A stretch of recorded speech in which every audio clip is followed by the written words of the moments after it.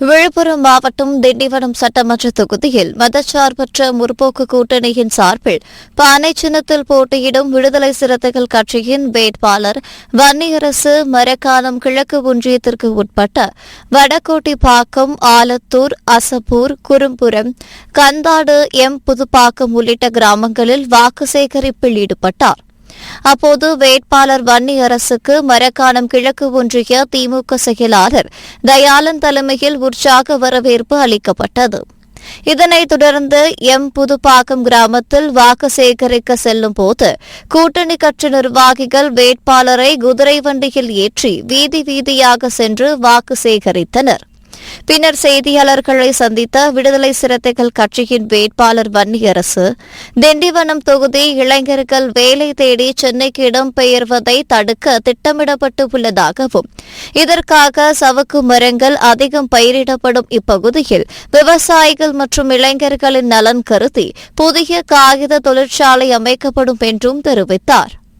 திண்டிவனத்தில் மிகப்பெரிய ஒரு எழுச்சியை மாற்றத்தை உருவாக்கி கொண்டிருக்கின்றோம். அந்த வகையில் இந்த மரக்காணம் ஒன்றியத்தில் மரியாதைக்குரிய ஒன்றிய பெருந்தலைவர் தயாளன் அவருடைய தலைமையில் ஒரு மிகச்சிறப்பான ஒரு தேர்தல் பரப்புரை ஒரு பாதி நாள் முடிந்திருக்கிறது. இன்னும் மீதி நாள் மதியத்திற்கு மேல் நாங்கள் தொடங்குகின்றோம். திண்டிவனம் தொகுதியை ஒரு வளமான தொகுதியாக, ஒரு சமூக நல்லிணக்கத்தின் தொகுதியாக, தமிழ்நாட்டில் இது ஒரு ரோல் மாடல் தொகுதியாக நான் சட்டமன்ற உறுப்பினர் ஆனவுடன் அதை மாற்றுவேன் என்று வாக்குறுதி கொடுத்திருக்கிறேன். இங்கே நிறைய கோரிக்கைகள் இருக்குது, தேவைகள் இருக்கின்றது. நிறைய சவுக்கு மரங்கள் இங்கே பயிரிடப்படுகின்றன. அந்த சவுக்கு மரங்களை பயனுள்ளதாக விவசாயிகள் நீண்டகால கோரிக்கையாக ஒரு காகித தொழிற்சாலை வேண்டும் என்று கோரிக்கை வைத்திருக்கிறார்கள். நான் சட்டப்பேரவையில் மாண்புமிகு முதல்வர் முத்துவேல் கருணாநிதி ஸ்டாலின் அவர்கள் முன்னிலையில் இதை எழுப்பி முதலில் இந்த காகித தொழிற்சாலையை உருவாக்குவோம். அதற்கடுத்து நெல் கொள்முதல் கிடங்குகளை உருவாக்க வேண்டும் என்று விவசாயிகள் கோரிக்கை வைக்கிறார்கள். அந்த கோரிக்கையும் நாங்கள் சட்டமன்றத்தில் முன்வைத்து அதையும் நாங்கள் நிறைவேற்றுவோம். அது மட்டுமல்ல, சென்னைக்கு மிக அருகில் உள்ள ஒரு தொகுதி திண்டிவனம். சென்னையில் தான் எல்லா தொழிற்சாலைகள், அதாவது சென்னையை சுற்றி தான் எல்லா தொழிற்சாலைகளும் இருக்கின்றது. ஆனால் திண்டிவனத்தில் ஒரு வேலைவாய்ப்பை உருவாக்கக்கூடிய ஒரு தொழிற்சாலை இல்லை. மாணவர்கள் இங்கே படிக்கின்ற இளைஞர்கள், நிறைய இளைஞர்கள் சென்னைக்கு போய் வேலை பார்க்கிறார்கள். இங்கே மைக்ரண்ட் நிறைய ஆகிக்கொண்டு இருக்கிறார்கள். அது அப்படிப்பட்ட ஒரு சூழலில் இங்கே ஒரு தொழிற்சாலைகளை உருவாக்கினால் கட்டாயம் இங்கே இருக்கின்ற இளைஞர்கள் வேலைவாய்ப்பு தேடி வேறு ஊருக்கு செல்ல மாட்டார்கள், குறிப்பாக சென்னைக்கு செல்ல மாட்டார்கள்.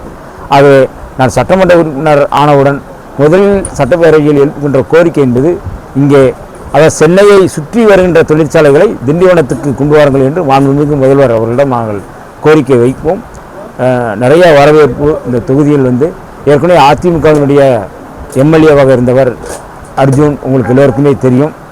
அவர் இந்த 5 ஆண்டுகள் இந்த தொகுதிக்கே எதுவும் நல்லது செய்யவில்லை. அதாவது நல்லது என்றால் எந்த வேலையும் செய்யவில்லை. அரசினுடைய செயல் திட்டங்கள் எதையுமே அவர் செய்யவில்லை.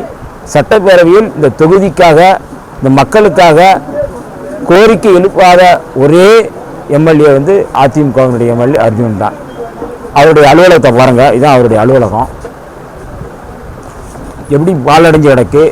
அதாவது ஒரு சட்டமன்ற உறுப்பினருடைய அலுவலகம் 5 ஆண்டுகளாக திறக்காமல் மக்கள் கோரிக்கை வைப்பதற்கு கூட ஒரு அலுவலகம் இல்லை.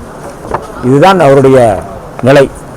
நான் இதே அலுவலகத்தை திறந்து 24 மணி நேரம் அந்த அலுவலகம் திறந்தே இருக்கும். திண்டிவனத்தில் ஒரு அலுவலகம், மரக்காணத்தில் ஒரு அலுவலகம் என 2 அலுவலகத்தை திறந்து இந்த திண்டிவனத்தை இனி திண்டி வனம் அல்ல, திண்டி வளம் என்று சொல்லக்கூடிய வகையில் இந்த தொகுதியை நான் சிறப்பாக மாற்றுவேன். ஒரு நீண்டகால செயல் திட்டங்கள் இருக்குது. இந்த 5 ஆண்டுகளில் முதலாண்டு என்ன செய்கிறது, 2வது ஆண்டு என்ன செய்கிறது, 3வது ஆண்டு, 4வது ஆண்டு, 5வது ஆண்டு என்று 5 ஆண்டுகளும் மிக சிறப்பான ஒரு தொகுதி, ஒரு வளமான செழிப்பான ஒரு தொகுதியாக நான் மாற்றுவேன் என்று உறுதி கூறுகிறேன். இந்த வாக்கு சேகரிப்பில் விசிக மண்டல துணை செயலாளர் நாகராஜ், மாவட்ட துணை செயலாளர் ராஜி, மாவட்ட நிர்வாக குழு உறுப்பினர் மயிலாவளவன், ஒன்றிய துணை செயலாளர் ஜீவரத்தினம் மற்றும் கூட்டணி கட்சி நிர்வாகிகள் கலந்து கொண்டனர்.